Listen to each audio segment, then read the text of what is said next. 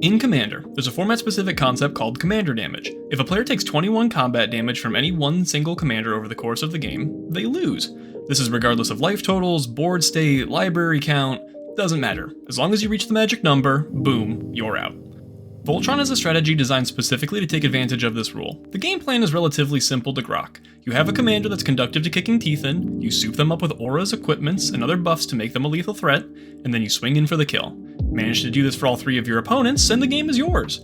Of course, like most things, this is easier said than done. The other players aren't just sitting there with a big kick me sign on their back while you assemble your Megazord monstrosity. They're casting creatures, drawing cards, using removal, all the ingredients of a healthy, developing board state. Knowing the obstacles to Voltron is an integral part of deck building, as almost every buff in your deck is going to play off of them in some way. Ramp, card draw, and removal notwithstanding, by my estimation there are 4 critical components to constructing a functioning Voltron deck, and they are protection, evasion, damage, and defense. You're playing against your friend Norman. He's got a white weenie deck, so you decide to bring a Voltron strategy to the table. The race is on. You cast your commander on curve, so on the following turn it's time for the pain to begin. You cast some pump spells, attack, and, in response, Doomblade. Suddenly you're staring at an empty board, thinking about that old adage about eggs and baskets. The protection category is responsible for keeping your big bad creature alive. It's always nice to have an insurance policy for your key pieces, as evidenced by Lightning Greaves' play rate, but that goes double for Voltron decks. Anytime your commander is sent back to the command zone, all of the equipment you spent so long stacking on them falls off, setting you back a significant amount of mana and tempo to reassemble and get back in the game. Even worse, any auras enchanting them go straight to the graveyard. Because of this, Voltron has a reputation of falling apart in the face of robust removal, but this is a hurdle, not a wall. This is something that we can deal with. The game has more than a few potent effects to tilt the scales and make your beast an unappetizing target for wandering Doomblades. Hexproof and Indestructible are your usual suspects in this category. Hexproof keeps opponents' targeted effects from targeting your creature, while Indestructible ensures they survive all damage and destroy clauses. Layering Hexproof and Indestructible together means the only things that'll be blowing you out of the water are going to be Mass Exile, Sacrifice, and -X effects like Toxic Deluge. Mithril Coat not only gives Indestructible, but it itself is indestructible, and can waste opponents' removal by flashing itself in and equipping instantly in response to a Doomblade. Shroud is tricky. In most decks, you're not targeting your own stuff too often, so freely slapping down Lightning Greaves is a no-brainer, and it's cheaper to equip than its brother Swiftfoot boots, so what's the problem? The issue is that in Voltron, if you don't have another creature to slide the Greaves over to, you can unintentionally lock yourself out of further buffing your commander. Use with caution. Fittingly, the protection keyword is pretty great here too, preventing damage, targeting, blocking, enchanting, and equipping by the specified quality. As comprehensive as that sounds, it doesn't stop destroy clauses, usually requires you to make a called shot as to the colors your opponents will be playing, and it's symmetrical, which means you can't equip or enchant your creature with anything it has protection from as well. Again, use with caution. These effects aren't exclusive to permanents, however, and you can get great mileage out of a timely heroic intervention or Teferi's protection. Counterspells hang out here too if you're in blue, giving you an edge against the few cards that thread the needle. Ward is the newcomer, providing you a hexproof that opponents can pay a cost to ignore. Winged Boots is a personal favorite of mine, providing you a whopping 4 ward and sweetening the deal with flying, which brings us to our next hurdle. Take 2 with Norman. Your commander is all nice and cozy in a warm coat of Indestructible, so let's go ahead and attack. Okay, they've got a 1/1 to block with, but that's alright. Let's jump forward a couple turns and see where we're at in the attrition game. Okay, yeah, we're getting nowhere with this. So what's wrong here? Our issue is we have no evasion. Our star player here can be as untouchable as he wants, but it doesn't mean he's going to get to do his thing. Sure, you'll have 2 other opponents in practice, but usually they'll also have some form of creature to throw in the way. This is where evasive effects come in. They make it hard or impossible to put blockers up against you. Unlike protection effects, there's a clear hierarchy with evasion. Cannot be blocked is top of the food chain. Brotherhood Regalia and Whisper Silk Cloak both provide here, while also granting Ward 2 and Shroud respectively. The protection keyword's clause about cannot be blocked by the specified quality makes a return here. Its compounding double counting and utility starts to explain the incredible popularity of the Sword of X and Y cycle. Flying comes next. Although you can usually expect most opponents to have creatures, the same isn't always necessarily true for flying creatures. Zephyr Boots, Winged Boots, and Angel's Gift all get your feet in the clouds and the damage ball rolling. Menace and Trample are great keywords to keep an eye out for too, especially if you can find them for cheap or with little opportunity cost, like on Rancor or Shadow Spear.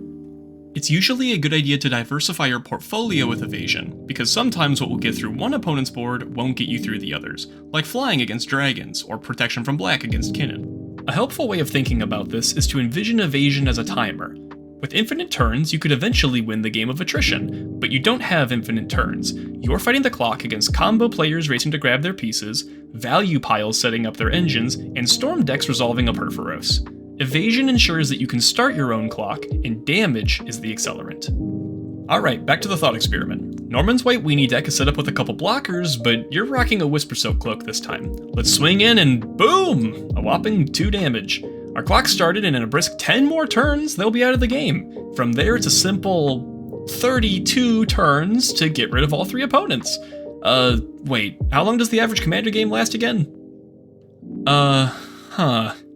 Well, looks like we need to go back to the drawing board.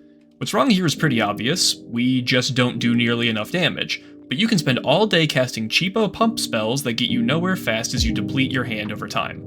So, better question, how do we get damage efficiently? And another question, is all damage created equal? Let's tackle that second question first. Damage always needs to just total 21 in this strategy. It's not like normal damage. There's no life gain or life payment against Voltron per se. Only the commander damage amount counts. Okay, yeah, so someone can go below 21 life and make things easier for you, but let's not count on that. Totaling 21 is the goal, and damage increases that don't make that come about faster matter far less than damage increases that do. Alright, let's work with an example. A 7 power commander puts an opponent on a 3-turn clock. That's pretty good. But 8 through 10 power doesn't change this, it still takes 3 turns to knock them out. The 11th power, however, now does change this to a 2-turn clock, which does have a significant impact. That being said, the base power of your commander will make damage increases more or less important. Galea, Kindler of Hope, for example, gives you 4 power to begin with, so the Swords of X and Y bump you up to 6 power, and thus a 4-turn clock. With 1 equipment, she has a certain amount of protection, evasion, and her clock is accelerated, making the swords a really potent tool in a Galea deck. Although what power buffs are worth it in a deck may depend largely on your choice of lead singer, there are a few powerful through lines that everyone can use. Scaling effects pay you off with damage for assembling other parts of your Voltron suit. All That Glitters, Thran Power Suit, Nettle Cyst, Mantle of the Ancients, and others all give you power bumps every time you get another aura or equipment onto the battlefield. These can easily jump multiple clock thresholds without much assistance. Double Strike is another all-star here, and although it can be comparatively expensive to grab this keyword, pushing a 2-turn clock to a 1-turn clock out of nowhere can easily be the deciding factor between losing and winning a game. Fire Shrieker, Ember Cleave, Holy Avenger, Twin Blade Blessing, all fantastic ways to turn your scary threat into a lethal one. There's also a myriad of cards that are happy to give you a flat damage bonus, but also great additional add-ons. Hammer of Nazan gives you 2 extra damage, but comes with Indestructible and auto-equips your equipment for you. Argentum Armor is a whopping 6, and gives you removal of any permanent whenever you swing. Sunforger is a crime, but can also cheat out anything your heart desires, so long as your heart only desires an instant that's 4 or less mana in your library. And then of course there's always the Brood option. If Subtlety and Grace are concepts you believe are for the weak, Blackblade Reforged, Belt of Giant Strength, and Colossus Hammer are where you want to be. After all, getting to 21 will win you the game, but sometimes it's about going above and beyond and sending a message. You've got to think about future games. Okay, one more time, back to the chalkboard. You, Commander, Norman, lots of dorks. This time, it's a Whisper Soak Cloak and the Blackblade. Swing in, no Doomblade, no blocks. And this time we hit for a whopping 11! There it is, we're living the dream! Norman's done in 1 more turn, and then it's on to the other 2... yeah, that's a lot of damage on the crackback. As fun as it is to focus mostly on the concepts that make you a big scary threat, I'd be remiss if I didn't talk about the other side of this coin. Voltron takes most actions at sorcery speed, including the winning ones like attacking, and although that's fine enough, it leaves plenty of time for other players to untap, play threats, politic, and decide the best course of action is to take you out before you can start picking them off. This is compounded by the fact that you have 3 opponents. Even if they individually don't have enough damage to take you out of the game, there's a likely chance that the 3 banding together is more than you can weather. This is where defensive effects come into play. Vigilance finally makes its appearance here, and it's no slouch. You'll find people tend to think twice before throwing creatures your way if you have an untapped meat grinder waiting for them to walk into. This does a better job of fending off singular big creatures than hordes of 1/1s, and for that we have Pillow Fort. Pillow Fort effects are cards that make you a disadvantageous player to attack. Even if they don't equip to your behemoth, Ghostly Prison, Propaganda, and Elephant Grass deal with what Vigilance doesn't. A personal favorite of mine is Silent Arbiter, ensuring every combat is single combat, which we're going to win. If you're still concerned with how much damage you're taking, Lifelink can buy you lots of time. The higher your power, the more life you gain, the harder everyone has to work to take you out together. Combining this with Vigilance leads to a situation where even token decks aren't going to swarm you with disposable attackers out of fear of feeding the lifelink. The best thing about these effects is that you generally only ever need one on board. True, stacking them makes for stronger walls, but you can generally only ever be so unattacked in a turn. After your defensive effects, your tutors sitting in your hand are free to fetch up any of the other 3 important parts of the system, but opening up the library brings to light another question. How many of each of these categories should we be playing in our deck?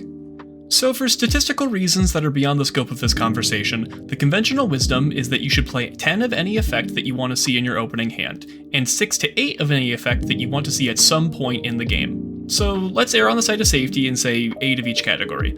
That leaves you with 32 cards between the 4. Okay, Commander math time. 36 lands, 32 pieces of gear, and let's pretend you subscribe to the 10-10-10 system of 10 pieces of ramp, card draw, and removal, plus our commander. That's a grand total of 99 cards, leaving you with a whopping 1 slot for pet cards, synergy pieces, and tutors.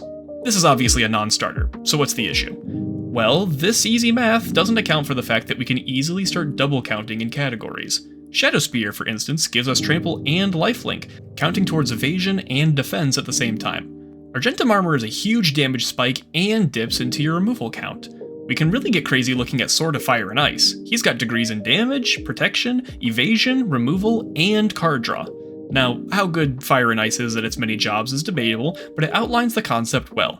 You can whittle down multiple categories with single, multifaceted cards. This isn't even taking into account the card you'll always have access to, your commander. Now, any legendary creature can serve as a Voltron Commander with enough support, but we can save ourselves a lot of headache by trying to find someone who fulfills multiple important roles out of the box. Galea is an incredibly popular commander, and for good reason. She comes with respectable damage, built-in card advantage with her top decking, and mana cheating, as well as vigilance for defense. Alayla, Artful Provocateur, has evasion and flying, and defense in spades between lifelink and her token generation. Rafik of the Many gets himself to 8 damage all on his own. Thrun and Ural are both well protected. These advantages let you cut down significantly on the cards that overlap with them. Ural needs less protection than your average commander and will never need Shroud or Hexproof. With all this double counting, however, we're going to want ways to ensure that you don't get stranded without certain key pieces. You can always decide to just run 50 redundancies, of course, but with tutors, we don't have to. There are a myriad of great non-denominational tutors in this game, but Voltron gets some especially potent strategy-specific ones. Open the Armory, Steel Shaper's Gift, Stoneforge Mystic, all fantastic ways to ensure that the pieces come in the order you so choose. You'll probably notice the outsized role white plays in Voltron strategies. The commanders happen to have a lot of white, sure, but the support pieces do too. Speaking of which, Lightpaws is, according to EDH Rec's dubious tag system, the most popular Voltron commander, period, right now.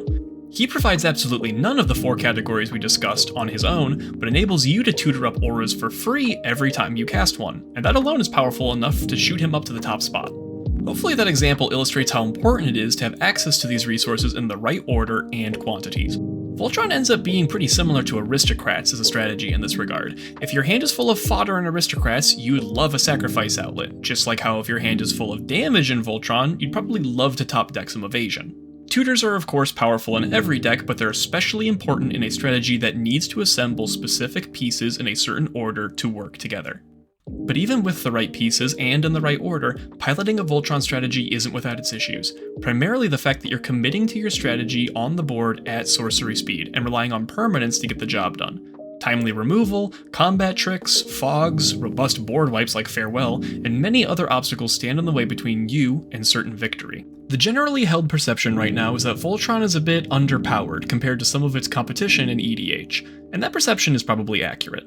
Take solace in this. You're the one-man army, the last knight on horseback, the lone samurai in the field. The fantasy here loses a bit of its power if you're the one favored to win. It's an underdog story. And if that puts you off of the idea, I get it. But if that excites you, maybe sleeve up a Blackblade sometime and take the plunge into Voltron.